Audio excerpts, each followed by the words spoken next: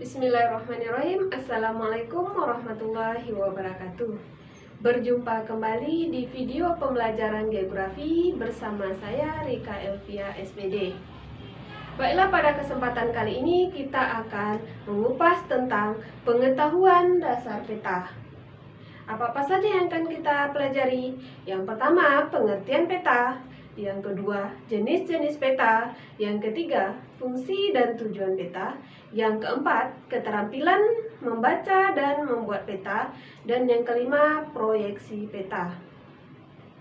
Baiklah, kita masuk yang pertama, pengertian peta. Apa itu peta?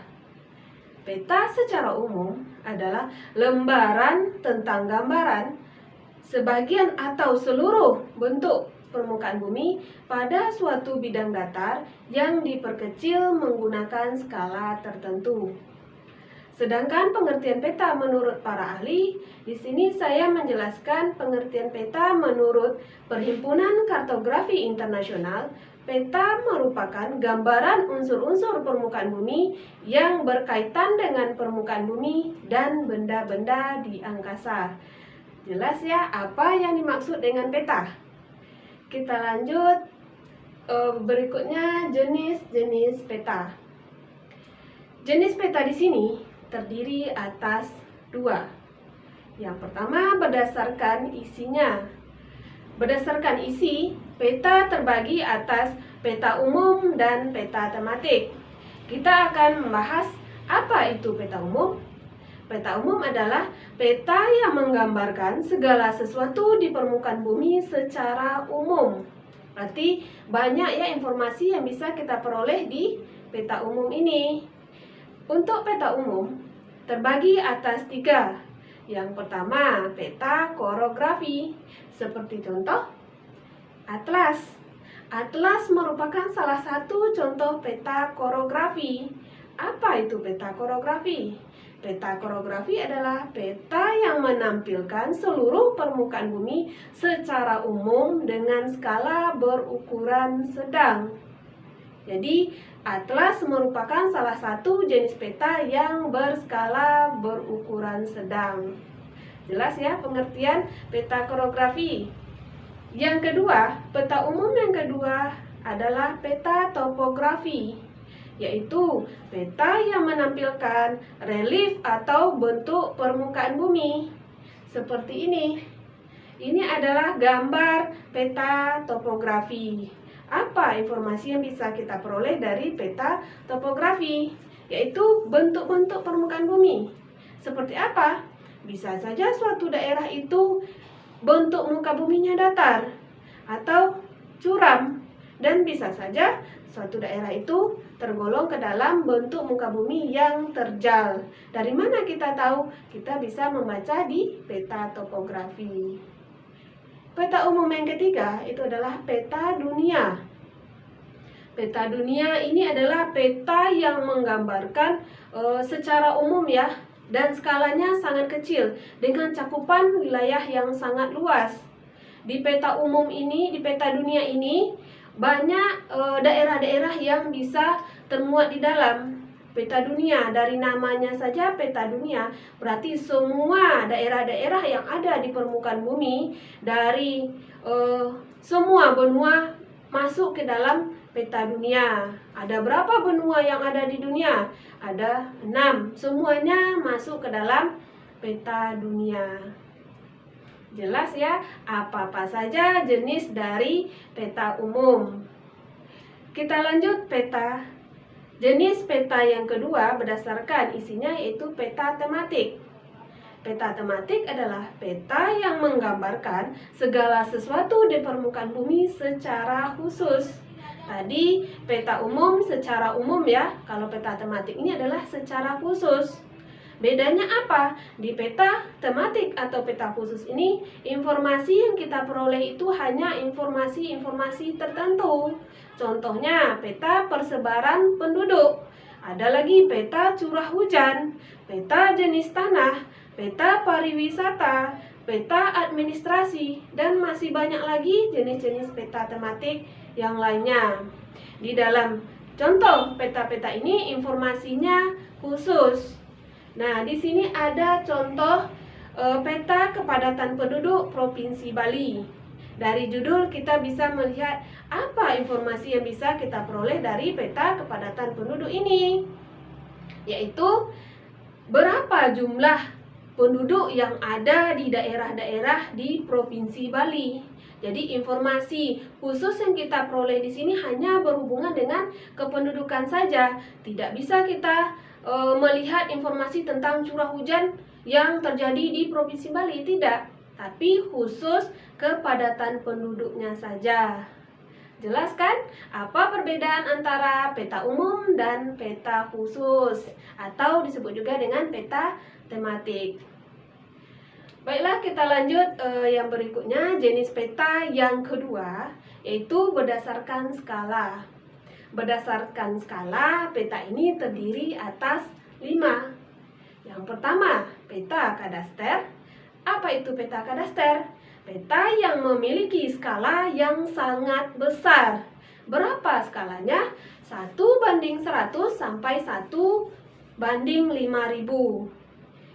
Yang kedua, peta skala besar, yaitu peta yang memiliki skala antara 1:5000 sampai 1:250.000. Yang ketiga, peta skala sedang, yaitu peta yang memiliki skala 1:250.000 sampai 1:500.000. Selanjutnya, peta skala kecil, yaitu peta yang memiliki skala antara 1:500.000 sampai 1:1 juta. Dan yang terakhir, peta sangat kecil, yaitu peta yang memiliki skala lebih dari 1 juta. Di sini saya akan memberikan contoh. Bisa dilihat di gambar ada salah satu peta di mana di dalamnya tercantum skala. Skalanya di sini seperti tanda panah ini ya, 1:320.000. Kalau kita golongkan, dia termasuk ke dalam jenis peta apa? 320.000 tergolong ke dalam jenis peta skala sedang. Kenapa? Karena interval skalanya 1:250.000 sampai 1:500.000. Bisa kan dibedakan? Dan nanti kalian juga bisa melihat di atlas berapa skalanya, dan kalian juga bisa menentukan tergolong ke dalam jenis peta apa dia berdasarkan skala. Baik, selanjutnya tadi kita sudah menyinggung skala. Tentu pasti ada yang bertanya, skala itu apa? Dan bagaimana cara kita menentukan kalau skalanya sekian? Ada rumusnya. Di sini saya akan menjelaskan bagaimana cara menghitung skala peta. Sebelumnya saya jelaskan skala peta adalah perbandingan antara jarak di peta dengan jarak sebenarnya di lapangan. Bagaimana cara kita menghitung? Apa rumusnya?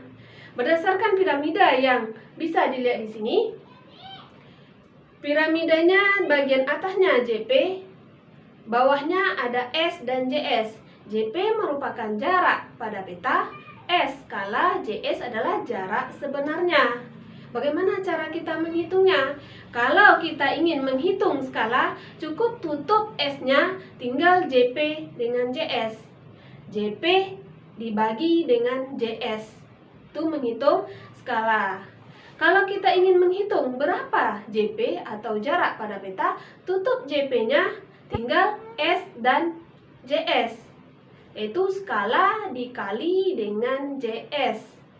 Begitu juga kalau kita ingin menghitung jarak sebenarnya atau JS, tutup JS, tinggal JP dengan S. JP jarak pada peta dibagi dengan skala. Mudah ya cara menghitung skala peta, jarak pada peta, dan jarak sebenarnya. Semoga dengan piramida ini bisa mengingatkan dan memudahkan kita bagaimana cara menghitung skala tadi. Semoga bermanfaat ya. Lanjut, kita akan membahas apa fungsi dari peta.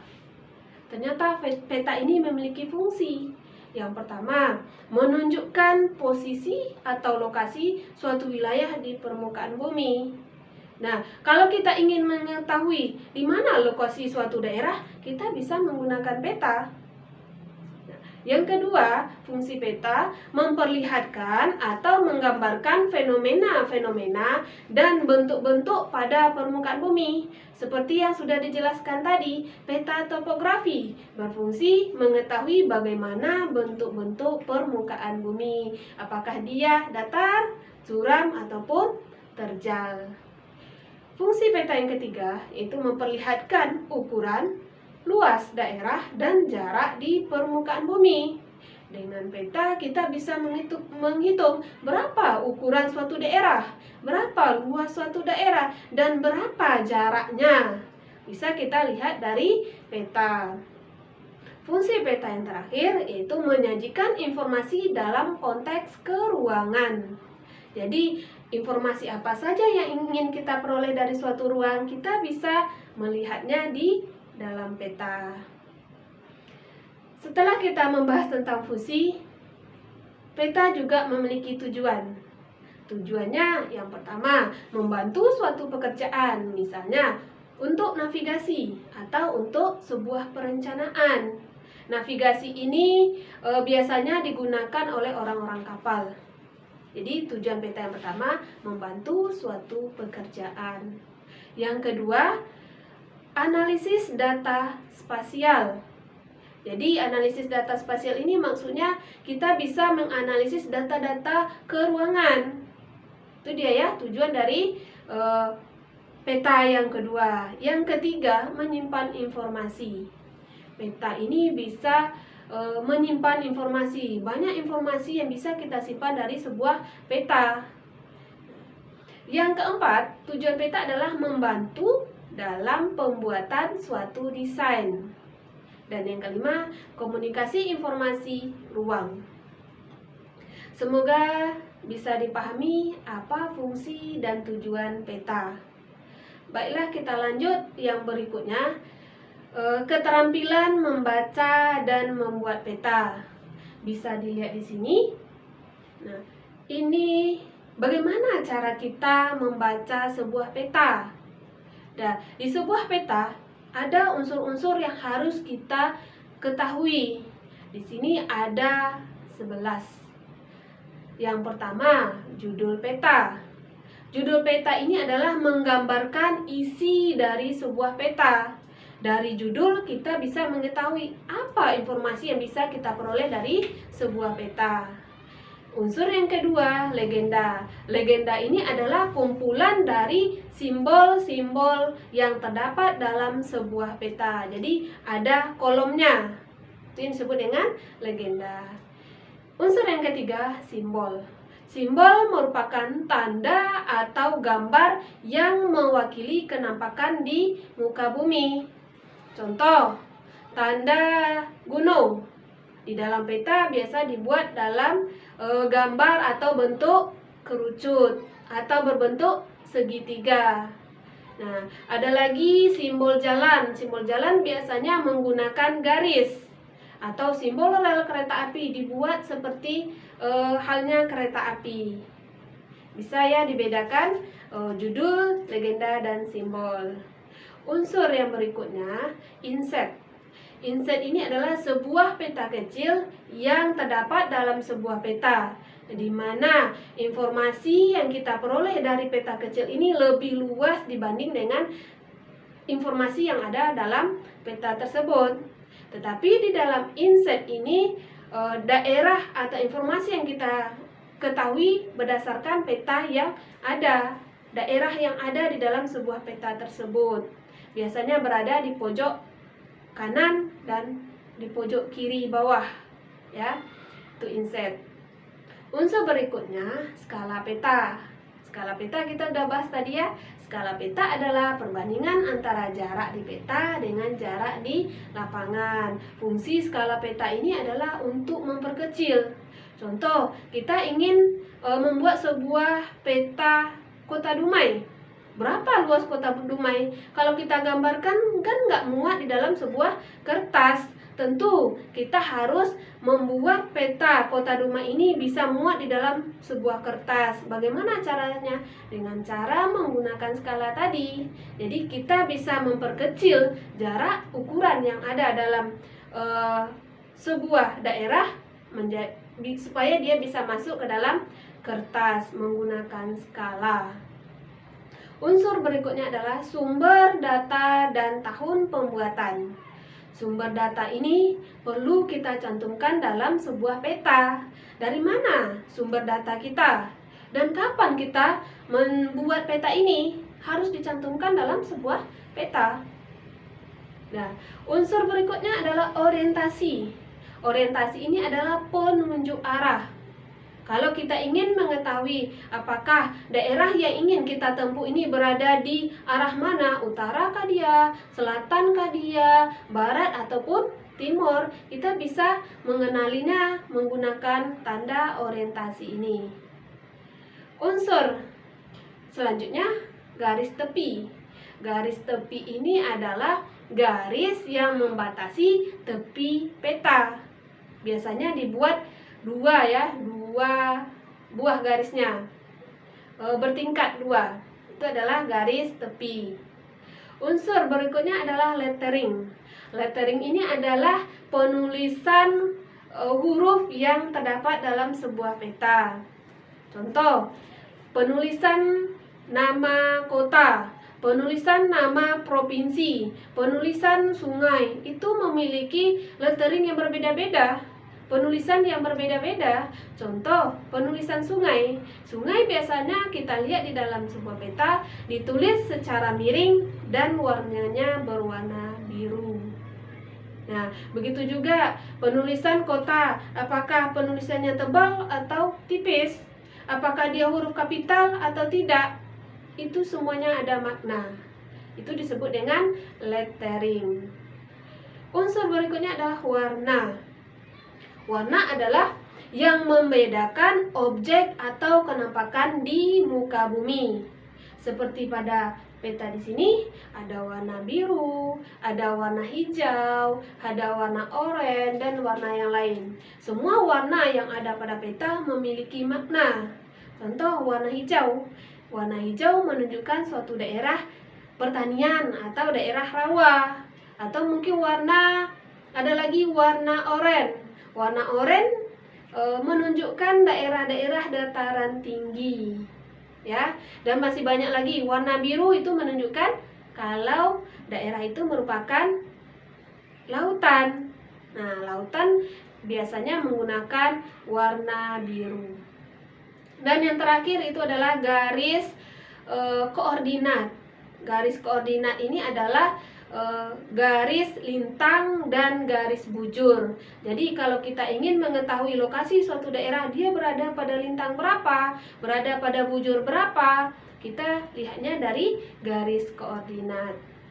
Semoga bisa dipahami berdasarkan gambar yang ada, unsur-unsur yang terdapat dalam sebuah peta, sehingga kita mudah membaca apa-apa saja informasi yang bisa kita peroleh dari sebuah peta.